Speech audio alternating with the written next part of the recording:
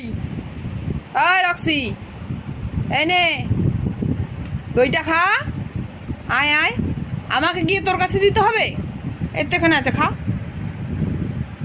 আয় আয়, খাই নে, আয়, তারপর ওষুধ দিব, আয় আয়।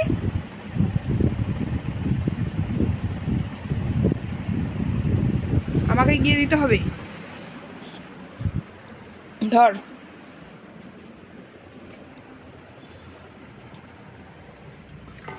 ধরো।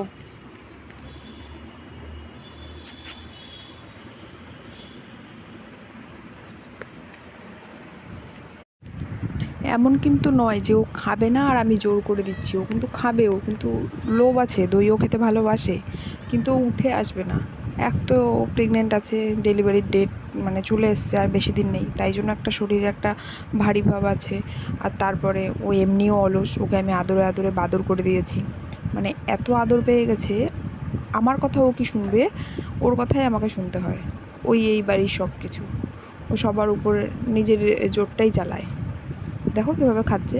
আর যখন বসেছিল তখন কি একবারও মনে হচ্ছিল যে ওর এতটা খাবার ইচ্ছা?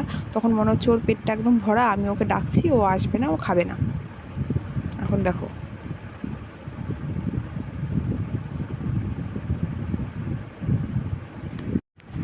আর কয়েকদিন পরে রক্সির বেবিও হবে, এমনকি নতুন মেম্বারও আসবে, বেবি বাদেও আমরা আর একজন নিয়ে আসছি, সেটা আমি আগেও বলেছি।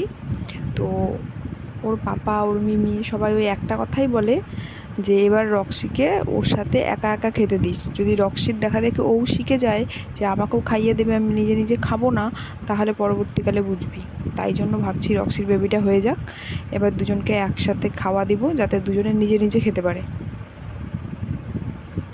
দেখছো হিলতে পারছে না, ও জল খাবে না। এবার ওর ওষুধ খাওয়ার পালা। এই ওষুধটাও খেতে খুব ভালোবাসে, মানে এটা ঠিক ওষুধের মতো না, একটু চকলেট চকলেট টাইপের, ও ট্রিট টাইপের। দেখো, এটা ওর ওষুধ ভিটামিনের। কেমন করবে ও।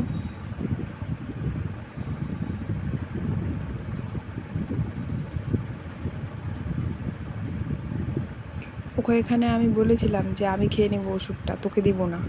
যেই বলবো সেই দেখবা লাফ মেরে বিছানায় উঠে যাবে, খুঁজছে কখন দেবে। লালও ফেলছিল, এই যে বলেছে আমি খেয়ে নেবো, ওই জন্য বিছানা উঠে গেল। ওর যে বাচ্চা আছে পেটে, ও এত উঁচু বিছানায় খালি ওঠা আর নামা করে। বারবার বারণ করি যে বিছানায় এই কদিন উঠিস না, না ও শুনবেই না, ও উঠবেই।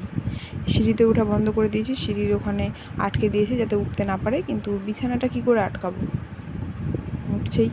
আজ চলে এসছে।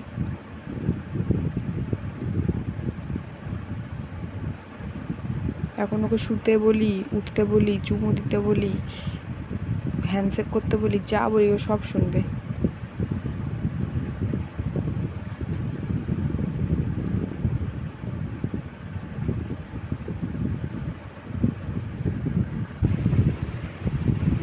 হ্যান্ডশেক,